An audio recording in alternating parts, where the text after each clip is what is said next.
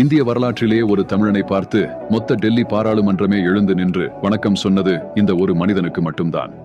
இந்திய ராணுவ முப்படைகளுக்கும் தளபதியான திம்மையா யாரு சொல்வதையும் கேட்க மாட்டேங்கிறார். இந்திய பிரதமர் நேருவே சொல்லியும் கூட அப்ப கூட கேட்காத திம்மையா அப்போ என்ன செய்வதென்று தெரியாமல் சோகமாயிருந்த நேருவிடம் திம்மையாவிற்கு ப்ரமோஷன் கொடுத்து மேலை நாடுகளுக்கு உளவு பார்ப்பதற்கு அனுப்பிவிடுங்கள், அவர் திரும்ப வருவதற்குள் இந்திய முப்படைகளுக்கும் தனித்தனியாக 3 தளபதிகளை போட்டுவிடுங்கள் என்று சொல்லி மிகப்பெரிய சிக்கலான ராணுவ பிரச்சனையை நேருவிற்கு மிகவும் எளிமையாக முடித்து கொடுத்து விட்டால் தமிழ்நாட்டிலிருந்து வந்த ஒரு மனிதர்.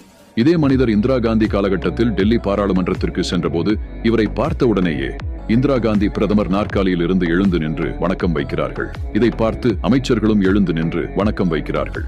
உடனே ஆளும் கட்சி எம்பிகள், எதிர்க்கட்சி தலைவர்கள் என்று எல்லாரும் எழுந்து நின்று வணக்கம் வைக்க இந்திய வரலாற்றிலேயே பாராளுமன்றத்திற்குள் நுழைந்த ஒரு மனிதரை பார்த்து பிரதமரிலிருந்து ஒட்டுமொத்த பேரும் எழுந்து நின்று வணக்கம் வைத்தது